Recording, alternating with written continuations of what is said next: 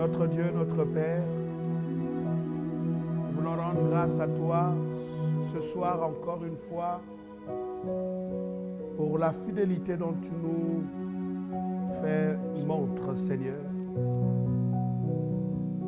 Reçois notre adoration, reçois notre reconnaissance et encore bénis toutes les personnes par milliers. Seigneur, quel que soit l'endroit où elles sont, merci de les bénir. Merci de bénir, Seigneur, oh Dieu, ta parole, dans le précieux nom de Jésus-Christ. Amen. Gloire soit rendue à Dieu. Nous vous bénissons encore de la part du Seigneur. Soyez richement bénis. Nous allons parler de quelque chose aussi, comme j'ai l'habitude de dire, de très important, parce que nous estimons que la parole de Dieu est la seule chose qui compte. Elle est extrêmement importante. Soyez bénis, partagez ce message, faites vraiment le nécessaire pour que le maximum de personnes puissent recevoir ce message. Il vous sera d'une très grande utilité, le message de ce soir, dans la suite des choses que nous avons donc commencées. Vous savez que le mercredi dernier, nous avons dit que Jésus-Christ est notre oui. Le oui, c'est une question d'affirmation, c'est une question de stabilité, de la solidarité et je vais dire plutôt de la solidité de ce que nous affirmons. Et lorsque nous disons oui, nous voulons situer les choses dans le cas d'une opposition satanique humaine et peut-être encore des aléas de la vie qui peuvent s'ériger en obstacle et peut-être certaines évidences qui peuvent vous amener à penser que vous ne pouvez pas avancer. Et alors là, avec ce que nous avons donc dit mercredi dernier, nous avons la ferme conviction que Jésus-Christ est notre oui. Oui, là où on nous a dit non. Oui, là où tout est quasiment impossible. Oui, là où nous sentons la plus grande des oppressions, des oppositions, des manifestations, même humaines, sur le plan de la jalousie, et nous sentons des impossibilités. La Bible dit, ce qui est impossible à l'homme est possible à Dieu. Jésus-Christ est notre oui. Il est donc le sceau de la manifestation affirmative de Dieu. Il est notre oui. C'est lui par qui les portes sont ouvertes. Et aujourd'hui, nous allons poursuivre et je vous invite, nombreux que vous êtes, à vraiment comprendre ce que nous allons partager avec vous. Ouvrons ensemble directement dans le passage d'Hébreux au chapitre 2 à partir du verset 3. Hébreux chapitre 2 à partir du verset 3. Nous sommes dans une suite logique des choses que nous avons commencé à aborder depuis pratiquement une semaine. Nous parlons ici de la puissance, bien sûr, de l'ordre universel. La puissance de l'ordre universel nous introduit à voir Jésus-Christ comme étant le souverain sacrificateur selon l'ordre de Melchisédek. Il y a donc des implications qui sont là. Et donc, Hébreux, l'épître aux Hébreux, au chapitre 2, à partir du verset 3, nous dit simplement « Comment échapperons-nous en négligeant un si grand salut qui, annoncé d'abord par le Seigneur, nous a été confirmé par ceux qui l'ont entendu. » La confirmation a été ici faite par ceux qui l'ont entendu. Il ne s'agit pas de la confirmation comme une parole qui venait confirmer une autre parole. Il s'agit de la confirmation accompagnée par des évidences d'une véracité incontournable de la parole qu'ils avaient entendue. La Bible dit que ce salut est grand. Ce n'est pas simplement grand, mais un si grand salut. Nous avons tous peut-être quelques notions sur le plan bien sûr scolaire pour se souvenir que lorsqu'il s'agit de si, le si ici marque l'intensité. Pour dire plus fort, c'est donc un superlatif. Vous comprenez que le salut n'est pas simplement grand, mais c'est un grand salut. Non seulement un grand salut, mais un si grand salut. On nous montre le côté immensité de ce salut, le côté grandeur de ce salut, le côté vraiment incontournable. Ça veut dire quand on vous dit que ce salut est grand, faut-il comprendre ici que le salut grand peut-être sur le plan de la dimension, mais comprendre aussi le salut grand, il me semble qu'il faut plutôt saisir dans ce sens-là la multiplicité de choses qui sont devenues possibles. À l'intérieur de ce salut, vous avez la réconciliation avec Dieu, vous avez le pardon des péchés, la justification, la rédemption en Christ Jésus, le fait que nous ayons une nouvelle position qui fait de nous des fils et des filles de Dieu. Donc nous avons le sens de la filiation divine. J'espère que vous me suivez bien sûr dans le cadre de ce salut. Également, nous avons le côté prospérité, le côté de bonne santé. Alors ce salut est tellement grand et que nous devons donc comprendre qu'à l'intérieur de ce salut, il y a aussi le fait de la représentation. Ça veut dire que quelqu'un d'autre a pris notre place, Jésus-Christ de Nazareth. Et toutes ces choses ont une grande signification. Est-ce que je peux vous dire qu'au moment où je suis en train de parler, je ressens l'onction et la grâce de Dieu quand je vous parle? Ce message, si vous avez compris, vous saurez comment drainer ce grand salut pour que vous puissiez le vivre manifestement dans votre vie.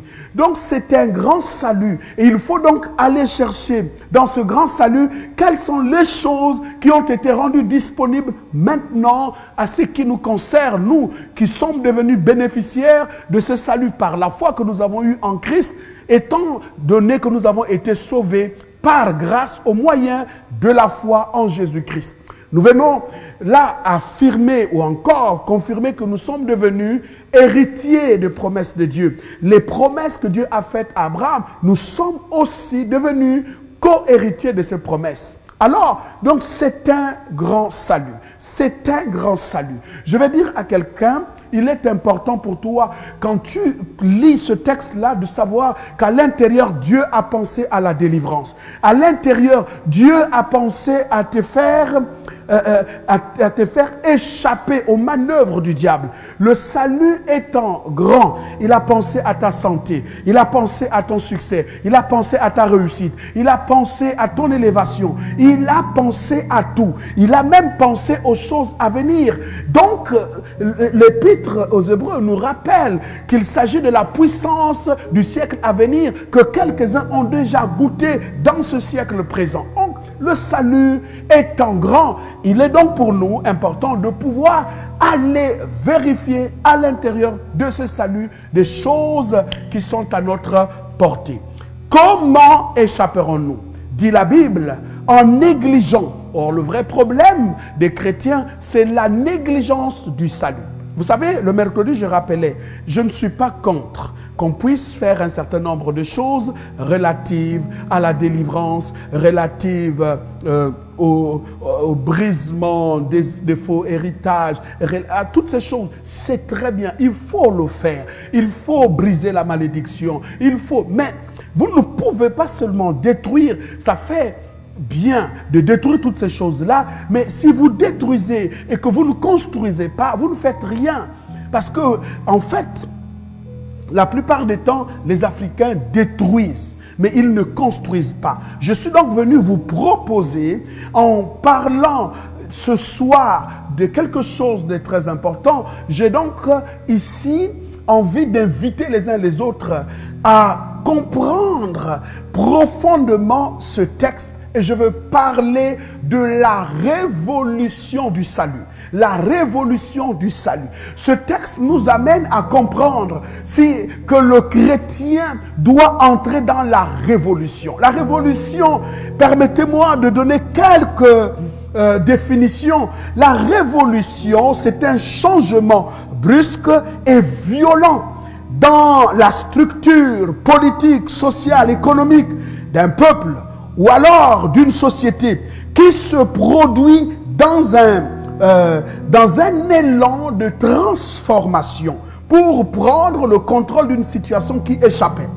Donc la révolution, c'est donc ici un changement brusque d'ordre économique, moral, culturel. Alors nous devrons le savoir qui se produit dans une société.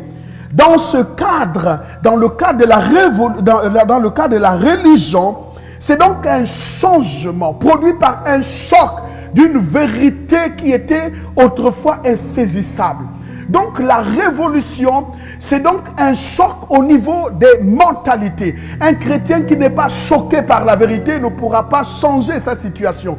Un chrétien qui n'est pas choqué par la situation qui l'accable, il ne peut pas produire au sein de lui une situation de révolution. La révolution, c'est le changement de mentalité, changement de pensée, une nouvelle façon de penser. C'est quelque chose qui vous amène de pouvoir, comment dirais-je, partir d'une situation qui était pour vous une situation difficile, incompréhensible, vers une situation reluisante. Donc quand on parle de la révolution, c'est d'abord une prise de conscience face à une vérité qui vous choque, une décision de ne plus être le même, une décision de changer sa condition, une décision d'apporter quelque chose dans la société. Une véritable révolution vous amène au changement significatif. C'est là que l'homme décide de ne plus être au même endroit, de ne plus être la même personne. Je parle de la révolution apportée par l'évangile. Nous parlons d'un salut qui est révolutionnaire. Quand nous avons la compréhension de ce salut, nous sommes clairvoyants. Nous avons une claire audience. Nous entendons des choses de façon différente. Jésus-Christ que je prêche dans ma vie est d'abord le premier révolutionnaire. Lui qui a choqué les pharisiens, il a choqué les scribes. À 12 ans, il avait une compréhension de la doctrine qu'aucun de son âge avait. Et même tous les docteurs de son époque avaient été renversés par cette connaissance. Je suis donc en train de vous dire, nous sommes entrés pleinement dans un temps de révolution. L'église n'est pas une religion. L'église ne doit pas être statique. L'église est un fait révolutionnaire. L'église est un changement. Quand une église est dans un endroit, elle doit apporter un changement de mentalité, une nouvelle façon de voir. Dans l'église, il est possible que celui qui est né dans la pauvreté entre dans la révolution de l'évangile et décide de dire que ma condition a été changée au ciel et je dois la transformer sur la terre. Je vous parle d'un temps de révolution de l'évangile, la révolution du salut. Comment échapperons-nous en négligeant un si grand salut? La négligence fait partie des gens qui ne comprennent pas ce qui leur est arrivé par le salut apporté par le Christ. Vous savez, l'évangile, c'est la bonne nouvelle. L'évangile, c'est la bonne nouvelle. Et l'église est une entreprise divine. L'église est l'ambassade de Dieu. L'église a reçu ce que le monde n'a pas reçu. Le Saint-Esprit de Dieu qui est descendu pour bâtir quelque chose de totalement différent. Nous ne sommes pas des religieux, nous ne sommes pas dans la religion, mais l'église fait l'honneur du christianisme. Le christianisme diffère de la religion en ce que le christianisme est d'abord une vie. Quelle vie révolutionnaire! Je parle de la révolution. Ouvrons avec moi, pour que nous soyons en phase, le texte biblique, s'il vous plaît. 3 Jean. L'évangile, c'est la révolution. Le salut doit nous amener à nous révolter. Comment, lorsque vous avez réalisé que Christ est mort, il est mort pour nous libérer du péché, nous libérer de tout ce que le monde avait comme oppression sur nous, on ne peut pas négliger cela. C'est une insulte à l'œuvre du Seigneur à la croix que de ne pas entrer dans le salut tel qu'annoncé. La révolution du salut. C'est aussi parce que nous réalisons la grandeur de ce salut, l'efficacité de ce salut, la puissance de ce salut. My God, Dieu Tout-Puissant. Vous savez, je suis en train de vous dire que l'église d'hier, j'insiste, ne sera plus l'église d'aujourd'hui. Après cette situation du coronavirus, après le confinement, nous entrons pleinement dans une course. Vous savez, quand nous parlons de la révolution du salut, c'est là que vous voyez un vieillard, un homme du 3e âge, courir plus qu'un roi assis sur son cheval. Pourquoi? Parce que la course ne sera plus humaine, elle sera surnaturelle. La puissance de Dieu va investir des milieux et des lieux. Il faut que nous ayons une église des hommes et des femmes qui réfléchissent, qui refusent des situations actuelles.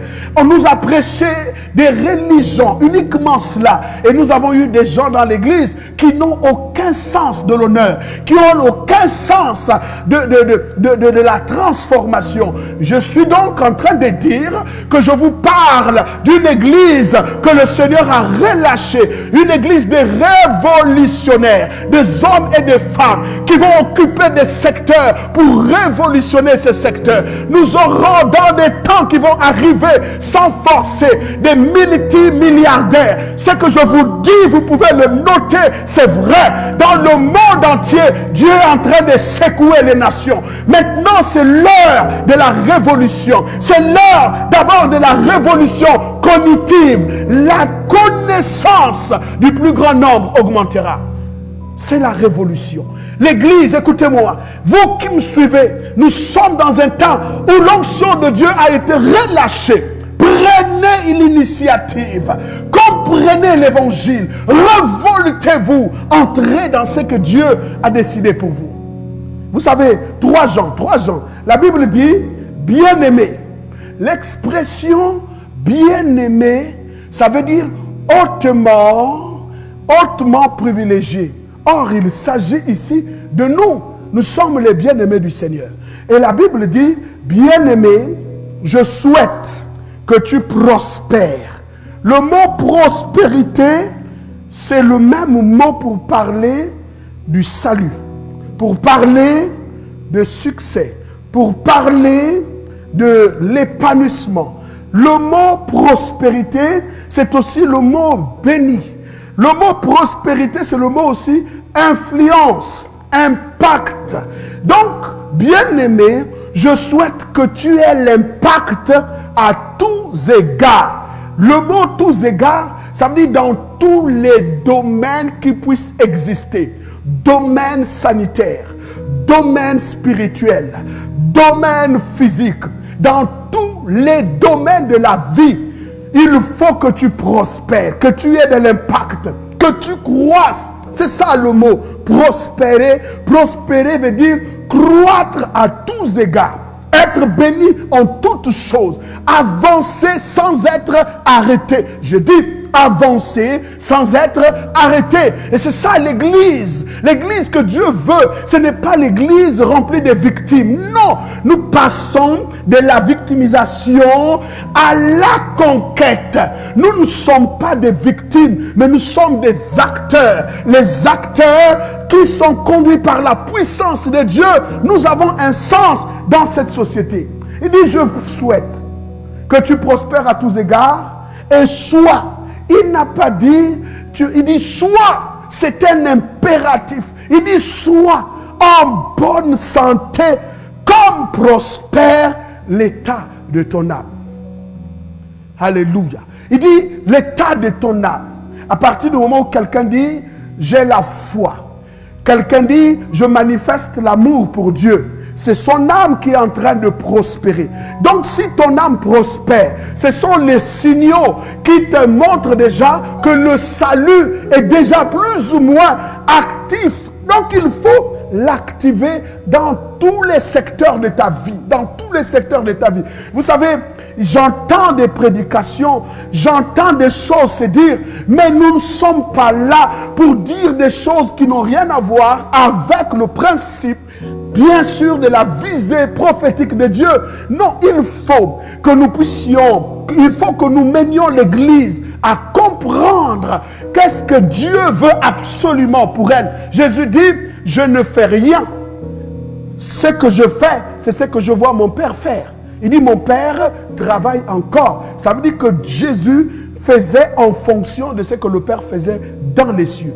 Or, ici, il dit, je souhaite que tu prospères à tous égards et sois en bonne santé. Il dit quoi? Sois en bonne santé. Mes amis, ce n'est même pas un message pour les autres. Il dit, sois en bonne santé. Ici, le verbe à l'impératif, c'est donc le verbe être au présent de l'indicatif, et plutôt au présent de l'impératif, indique tout simplement que la situation est actuellement en train, c'est-à-dire que c'est un présent continu, bien sûr, à l'impératif. Donc, ça veut dire sois en bonne santé, ça veut dire demeure, reste en bonne santé. Ça veut dire que c'est toi qui dois veiller de manière à ce que tu restes en bonne santé spirituelle, en bonne santé financière, en bonne santé corporelle, en bonne santé. Dit, sois, en d'autres termes, demeure, reste. Alors, maintiens-toi en bonne santé. Pourquoi? Mais parce que, ici, la Bible dit que l'état de ton âme prospère. Il n'y a pas de raison.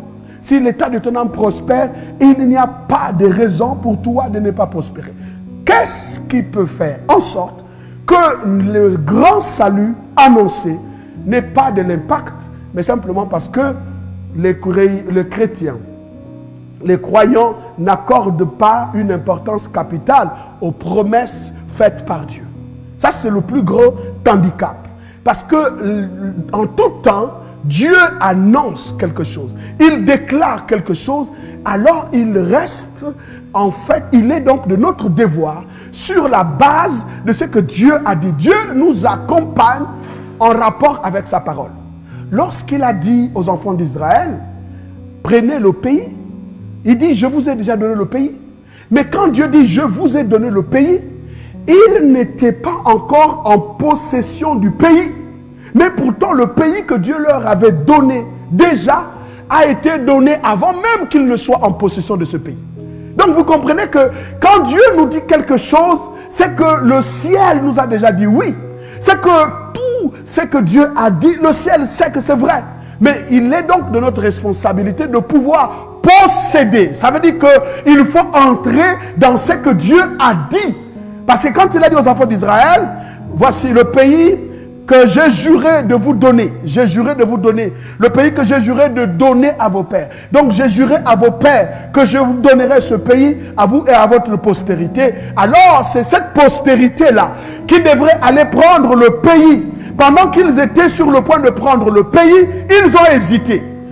Pourquoi? Parce qu'ils ont douté de la parole de Dieu. Mais quand Dieu avait déjà dit, le pays était déjà, comment dirais-je, était déjà en leur possession.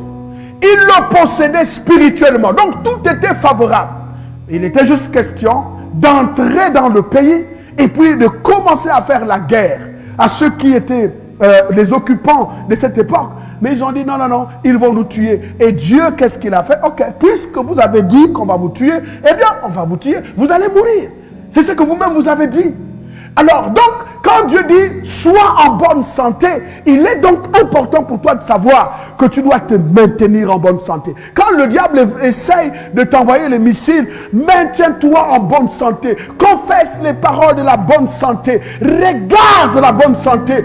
Est-ce que tu sais qu'il est impossible que Dieu mente? Si Dieu a dit quelque chose, il va le faire. S'il a dit tu es riche, c'est qu'il a déjà tout fait pour que tu sois riche.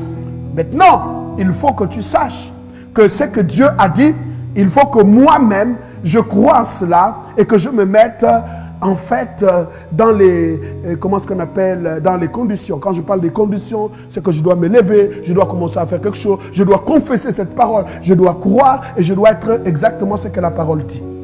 Alors, pour commencer à aller vers la fin, il y a donc ici de comprendre comment est-ce que nous devrons drainer le grand salut de Dieu pour qu'il soit manifeste dans notre être.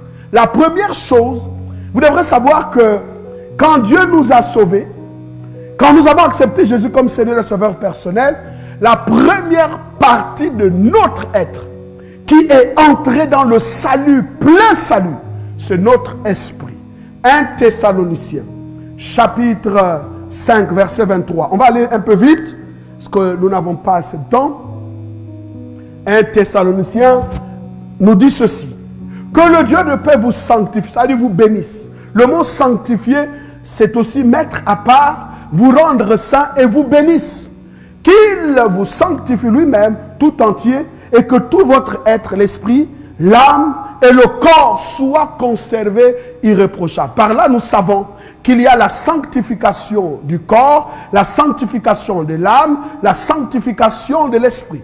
Donc, il y a la bénédiction de l'esprit, la bénédiction de l'âme, la bénédiction du corps. Ça veut dire que lorsque nous acceptons Jésus-Christ comme Seigneur et Sauveur personnel, notre esprit entre directement dans le plein salut. Je vous donne un autre texte, 2 Corinthiens chapitre 5, verset 17. Rapidement, 2 Corinthiens chapitre 5, verset 17.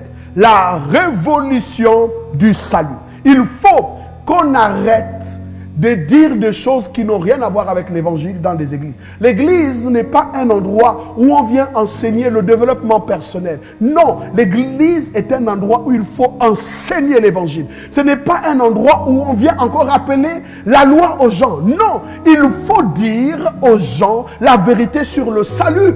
Qu'est-ce que nous recevons en retour après que Jésus-Christ soit mort pour nous? Alors la Bible dit, si quelqu'un est en Christ, voilà ce qui arrive. Si quelqu'un est en Christ, il est une nouvelle créature. Les choses anciennes sont passées. Voici, toutes choses sont devenues nouvelles. Ça veut dire que lorsqu'on parle de cette personne en Christ, dès que quelqu'un vient en Christ, il est devenu une nouvelle créature. C'est un autre type d'homme qui n'existait pas. C'est d'abord sur le plan de son esprit, c'est que Dieu lui a donné un nouvel esprit. Un nouvel esprit. Donc, au niveau de l'esprit, la chose est réglée. Le nouvel esprit, c'est l'esprit qui, en réalité, nous a introduits dans le salut. Dieu nous a donné un nouvel esprit. Dès que nous sommes en Christ, donc notre esprit, quand nous sommes en Christ, ne pose plus de problème. Alors, où est-ce qu'il y a de problème? C'est donc la deuxième partie de notre être, c'est notre âme. Parce que c'est l'âme qui est notre personnalité sur ce plan que nous devrons donc découvrir. Prenons Jacques chapitre 1 verset 21. On va aller vite. Jacques chapitre 1 verset 21. Gloire à Dieu. Vous allez comprendre lorsque nous parlons de la révolution du salut pour que vous puissiez vivre une révolution du salut. Alors vous devrez traiter des choses au niveau de votre âme. Parce que c'est elle qui est en retard, c'est elle qui est encore problématique. L'esprit n'a plus de problème, mais votre âme, vous ne pouvez pas être prospère. Nous avons dit, bien-aimé, je souhaite que tu prospères à tous égards comme prospère l'état de ton âme. Ça veut dire que ta prospérité physique, ta prospérité matérielle, ta prospérité à tous égards dépend des choses qui ont été faites au niveau de votre âme. La Bible dit, c'est pourquoi, rejetant toute souillure et tout excès de malice, recevez avec douceur la parole qui a été plantée en vous et qui peut sauver vos âmes. Ça veut dire qu'il s'agit des chrétiens. Ils ont reçu la parole, mais leurs âmes n'ont pas encore été totalement délivrées de certaines choses. Ça veut dire que c'est à ce niveau-là que j'accuse le retard. Donc, qu'est-ce que je dois faire? Le salut étant grand, je m'informe. Il s'agit de quel salut? Qu'est-ce qui a été dit? Des vérités qui ont été dites. Alors, qu'est-ce que je fais? Je prends ce salut-là. Je commence maintenant à le drainer au niveau de mon âme. C'est pourquoi la Bible dit, vous connaîtrez la vérité et la vérité vous rendra libre. Ça veut dire que pour partir d'un stade à un autre, entrer dans une révolution du salut, il faut connaître la vérité. La vérité sur la mort de Christ. La vérité sur la résurrection de Jésus-Christ. La vérité sur l'impact que ça peut créer. Je suis en train de dire à quelqu'un, nous parlons de la révolution du salut. Donc le problème, c'est que mon âme doit recevoir la vérité. Alors que vous me voulez ou pas, je dois éduquer mon âme. elle doit recevoir la vérité. La lumière doit parvenir au niveau de mon âme. Je dois connaître et amener cette connaissance-là à partir, bien sûr, de mon âme. Jean chapitre 1, rapidement, Jean chapitre 1. Pourquoi? Parce que chaque fois qu'on rappellera à votre âme que vous avez une hausse de malédiction, votre âme est comme, comment dirais-je, qu'est-ce que je veux dire? Votre âme, c'est comme une bande magnétique et qui copie bêtement tout ce qu'on dit. La Bible dit, vous êtes comme sont les pensées de votre âme. Dès lors qu'on va te dire aujourd'hui, tu n'es pas pardonné aujourd'hui, tu es maudit aujourd'hui, il y a des liens dans ta vie aujourd'hui, ton âme prend conscience et commence à enregistrer, accepter ce message-là, puisque l'âme, pour qu'elle dégage des liens, il faut absolument que la lumière parvienne. C'est pour ça que Jésus dit, vous connaîtrez la vérité et la vérité vous rendra libre. Ça veut dire que ces gens à qui Jésus disait, vous connaîtrez la vérité et la vérité vous rendra libre, étaient d'une certaine façon liés. Donc il faut drainer la vérité. Il faut aller lire la parole de Dieu, ramener la lumière, prendre cette parole. La Bible dit, nous avons lu dans le livre de Jacques, il dit que recevez avec douceur la parole qui a été plantée parmi vous et qui peut sauver vos âmes. Donc je dois recevoir cette parole. Où? Au niveau de mon âme maintenant. J'ai compris que mon esprit a été libéré, recréé. Mon esprit est un nouvel esprit. Il n'y a pas de problème. Mais le problème maintenant au niveau de mon âme, elle n'est pas totalement libérée. Elle a connu la résurrection, certes, mais il y a encore des liens. Il y a encore un peu d'obscurité. Donc qu'est-ce que je fais? Je fais le travail de mon âme. En quoi faisant? En drainant la vérité. Je dois amener la parole au sein de mon âme. Il faut qu'elle prospère. Ma prospérité dépend de l'état prospère de mon âme. Une fois que j'ai saisi cela, je commence à naviguer dans ce grand salut. Il y a des choses que je dois aller lire, étudier. C'est quoi le salut? Qu'est-ce que la mort de Jésus m'a apporté? C'est quoi l'évangile? Je me dégage des faux évangiles. Je suis en train de lutter. La lumière doit parvenir au niveau de mon âme. La parole doit toucher mon âme. Il faut qu'elle soit dégagée des liens orchestrés par des faux évangiles, par des fausses paroles, par des mensonges du diable, par l'obscurité entretenue par l'ennemi. Pourquoi? Je suis dans une bataille de la libération de mon âme. Et la Bible dit, au commencement était la parole. Et la parole était avec Dieu, et la parole était Dieu. Donc, qu'est-ce qui est Dieu? Ce n'est pas le problème que tu as, c'est la parole. C'est la parole qui est Dieu. Donc, quand j'amène la parole au niveau de mon âme, conséquence, j'entraîne à l'intérieur de mon âme la présence de Dieu. Puisque la Bible dit, au commencement était la parole, et la parole était avec Dieu, et la parole était Dieu. Donc, chaque fois que je vais lire la parole de vérité, c'est Dieu, avec sa présence, que je traîne dans mon âme. Donc, quand je lis la parole, quand la vérité de la parole, de la prédication arrive à moi, c'est la présence de Dieu que je suis en train d'amplifier dans mon âme. Le verset 2. Le verset 2, elle était au commencement, elle était avec Dieu. Cette parole est toujours avec Dieu. Et la Bible dit, toutes choses ont été créées. Aïe, aïe, aïe, aïe. La Bible dit que toutes choses.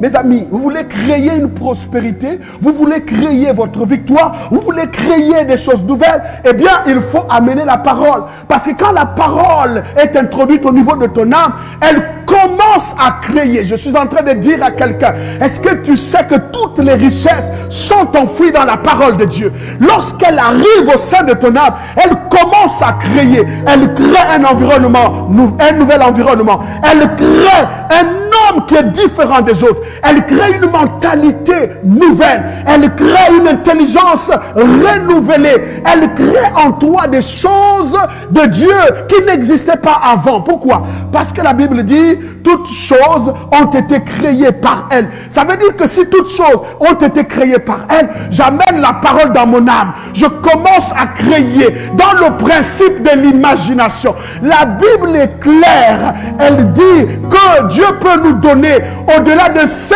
que nous avons demandé et imaginé. Ça veut dire, quand j'ai la parole de Dieu, j'imagine avec la parole de Dieu, je commence à créer autour de moi des richesses qui n'existaient pas. Mais une chose est vraie, mon âme sait que la vérité ne ment pas. Mon âme sait que la parole ne ment pas. Je commence à créer à l'intérieur de moi des choses qui m'amènent à espérer à un lendemain nouveau et totalement changé. Je commence à me dire que Jésus est mort, il nous a pardonné. Dans mon âme, j'accepte que plus question de condamnation. Personne ne me condamne. Même si tu viens me condamner, je dis non, non, Dieu ne me condamne plus. Je dis non, non, non, j'ai la justice de Dieu. Je commence à le dire. Et mon âme commence maintenant un nouveau travail qui consiste à enregistrer la nouvelle vérité. Elle commence aussi, vous savez, je vais vous dire une chose. Peut-être pas pour cette génération. Pour l'ancienne génération, vous vous souvenez qu'on avait des appareils, des bandes magnétiques. Quand vous prenez cette bande magnétique, et lorsque cette cassette est encore nouvelle, vous allez enregistrer. Elle enregistre des choses. Écoutez-moi bien. Elle va enregistrer des choses. Et si vous mettez cette cassette et vous mettez à la jouer, elle va vous jouer ce qu'elle a enregistré.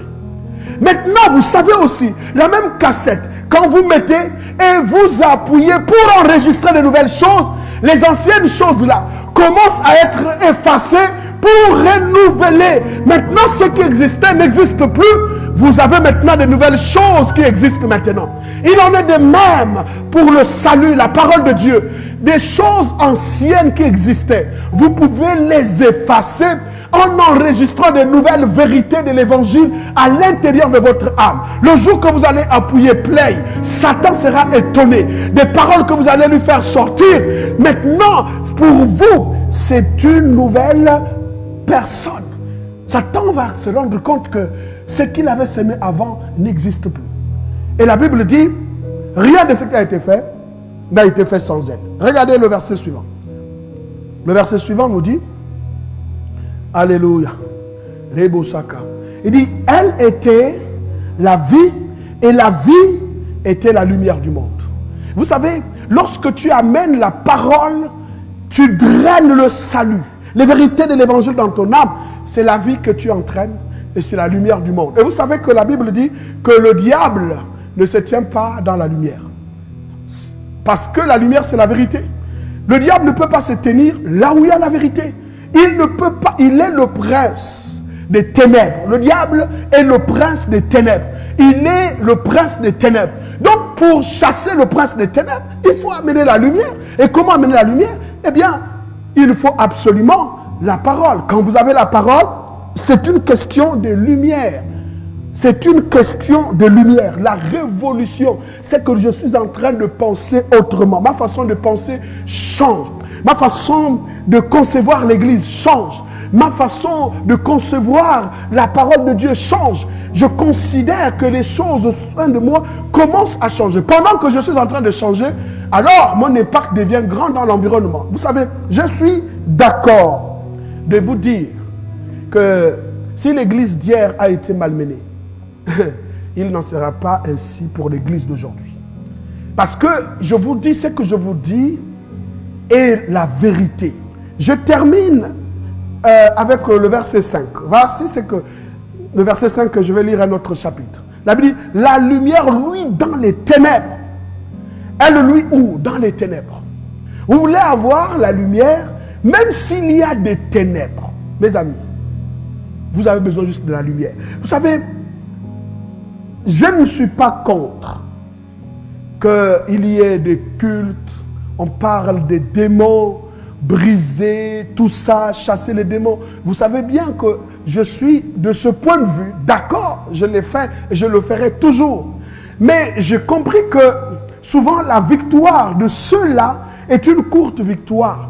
Et dans un court temps, aujourd'hui c'est bon, demain ce n'est pas bon. Pourquoi? Parce que tant que la lumière n'est pas là où règnent les ténèbres, vous ne pouvez pas vous en sortir. Pour jouir du salut et de ce grand salut, vous devrez faire tout pour que vous intégriez que la lumière est importante pour que les ténèbres soient chassées. vous êtes la lumière du monde. C'est ce que la Bible dit. Et vous devrez savoir ce que le Seigneur a fait pour vous. Je termine avec Ésaïe 60. Ésaïe 60. Alléluia. Ésaïe 60. Alors, accordez-moi encore 2 minutes. Ésaïe 60, à partir du verset 1 jusqu'au verset 3. Qu'est-ce que la Bible dit? Lève-toi, sois éclairé, car ta lumière arrive, et la gloire de l'Éternel. Le truc que je voulais demander, c'est cela. Dans ta vie, la Bible dit clairement, il dit lève-toi, il s'agit du singulier. Or, le texte ici s'adresse à tout le peuple juif.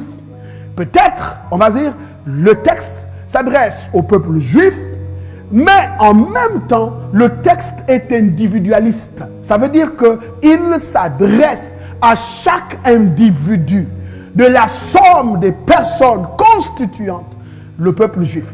Il dit, lève-toi, sois éclairé, car ta lumière arrive. Ça veut dire que pour que tu rencontres la lumière de la parole, il faut que tu te lèves.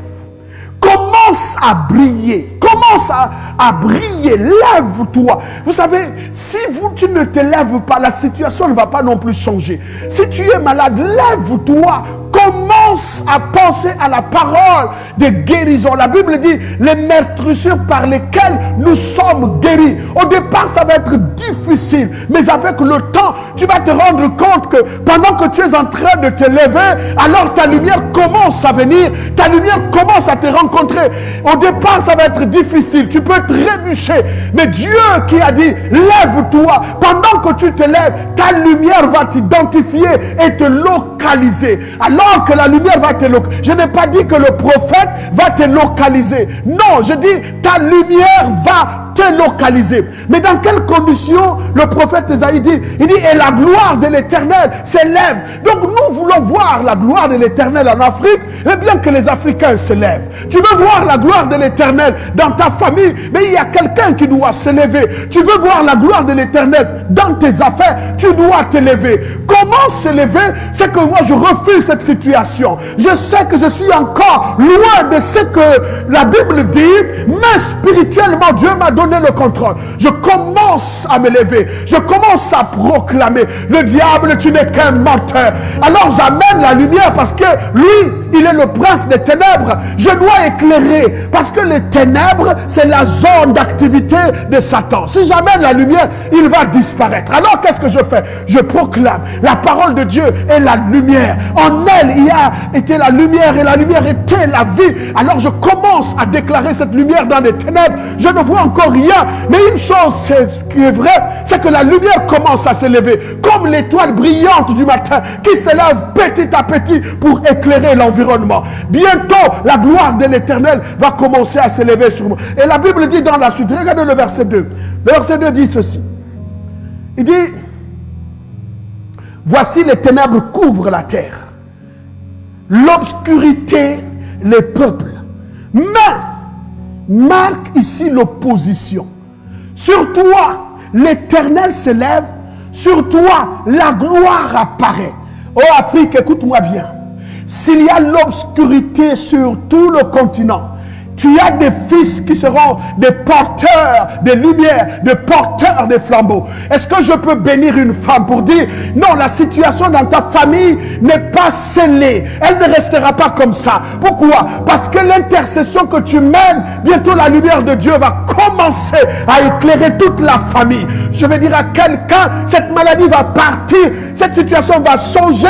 Et puis, ce que tu es en train de vivre, ça va disparaître. Pourquoi? Parce que Dieu dit, c'est sur toi, mais sur toi, pas sur tout le monde. Nous n'avons pas besoin que tout le monde commence à devenir clairvoyant. Non, juste quelqu'un qui prend conscience. La révolution du salut vient par la prise de conscience de certains chrétiens qui ont compris. Nous ne pouvons plus mener cette vie. Nous ne pouvons plus mener une telle façon en fait de vivre. Non, le christianisme doit changer. Quand je commence à changer, je commence à réfléchir, eh bien, quelque chose de nouveau commence à se créer autour de moi. Qui qu'il y ait des ténèbres en Afrique, qu'il y ait des ténèbres dans ta famille. Mais là n'est pas problème. Là où il y a le problème, c'est quand malgré ces ténèbres, tu demeures assis. Que malgré ces ténèbres, tu ne prends pas l'initiative de se lever. Est-ce que quelqu'un peut se lever? L'Afrique t'attend. L'Afrique attend ce fils qui se lève et qui commence à parler. Dieu m'a dit que dans les temps qui arrivent, si nous n'avons pas de dirigeants clairvoyants pour mener à bien des choses, eh bien, nous entrerons dans un nouvel esclavage. Cet esclavage viendra certainement de l'Asie. Ce que je vous dis est vrai. Il faut qu'on se lève. Il faut qu'il y ait des gens qui se lèvent pour dire, nous devrons nous révolter face à une situation sans cesse humiliante dans nos familles et dans nos vies. Je vous invite à vous lever et prier avec moi. Je veux que quelqu'un commence à prier en langue. L'église doit changer. L'église a besoin de ses fils.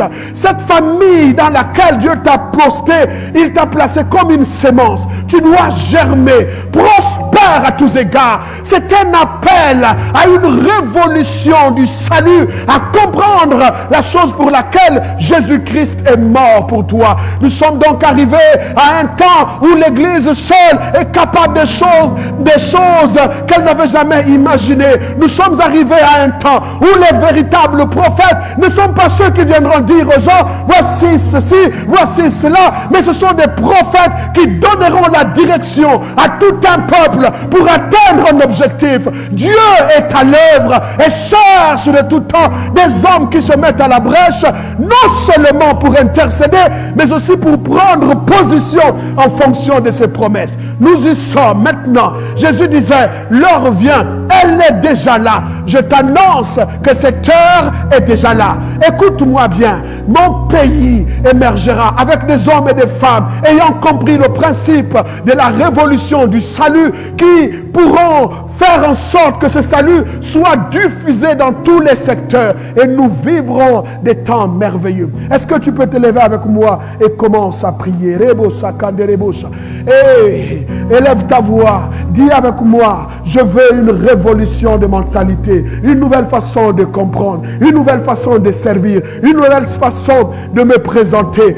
Quand tous étaient dans le compromis, il y avait un homme qu'on appelait Élie qui s'était mis à part, mais après des temps où on se soit mis à part, il faut venir se présenter devant le roi pour lui dire, ainsi dit le Seigneur, nous donnerons la direction formellement à la parole de Dieu dans cette nation. Des jeunes et des filles, des jeunes et des hommes qui veulent servir le feront dans la dimension de la crainte de Dieu. Le salut, c'est possible. Il est temps que les gens saisissent cette grâce.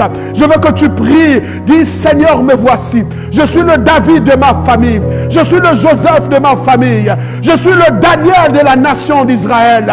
Je suis, dis-le, dis-le, dis-le et crois, élève ta voix et prie avec moi. Nous sommes une solution pour cette génération. Après les temps de confinement, la course sera intense. Dieu veut qu'il y ait des hommes remplis d'esprit qui vont courir avec des chevaux. Bénis l'Éternel, bénis-le. Commence à libérer des paroles. Dis, j'ouvre mon esprit, mon entendement, et que la parole soit drainée au niveau de mon âme. Et je veux absolument que la lumière soit. Et élève ta voix, commence à prier. Commence à prier. Rebo sakande rebo. Enakarebo shia baba baba. Prie, prie, prie, prie, prie, prie, prie, prie avec moi. Alléluia, gloire à Dieu. Merci Seigneur.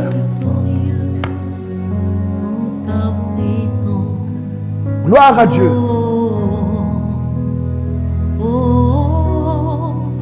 Je suis. Alléluia.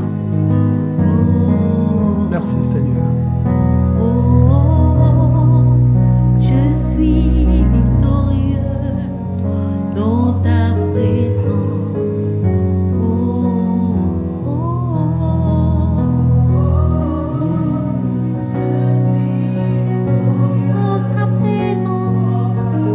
Victorieux dans ta présence. Alléluia. Je suis dans ta présence.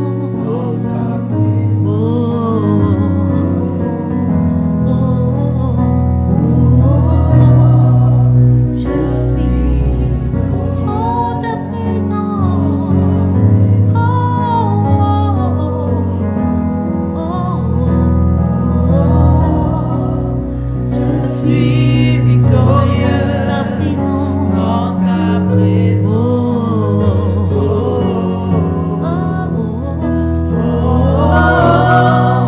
Je suis victorieux dans ta présence. Alléluia. Gloire à Dieu. Je suis victorieux dans ta présence. Nous voulons vous remercier d'avoir suivi avec intérêt ce message. Nous rappelons que c'est possible d'entrer dans une forme de révolte pour changer sa condition. Jésus est mort pour nous. Nous voulons que vous soyez aussi nombreux. Dimanche, nous allons, avant d'aborder la question sur le pentecôtisme dans la perspective pentecôtisante, nous allons d'abord terminer en parlant des 3 positions de la grâce pour une vie d'impact ce dimanche. Et le lundi, nous aurons un programme avec les chantres. Nous aurons aussi les enseignements sur le pentecôtisme dans la perspective pentecôtisante. Est-ce que l'Église est pentecôtisante aujourd'hui? Soyez richement bénis. Nous avons été heureux d'être avec vous. Que Dieu vous bénisse. Merci.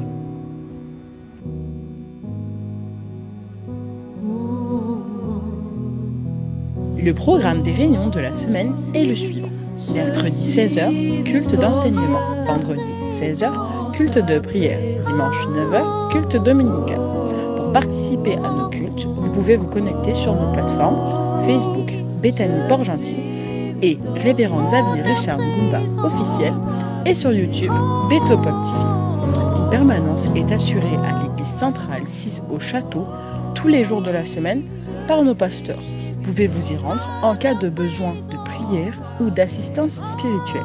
Pour toute question relative au fonctionnement de l'Église, en cette période particulière de confinement partiel, vous pouvez appeler le 077 55 78 53 ou le 077 37 30 21. Merci et que Dieu vous bénisse. Je suis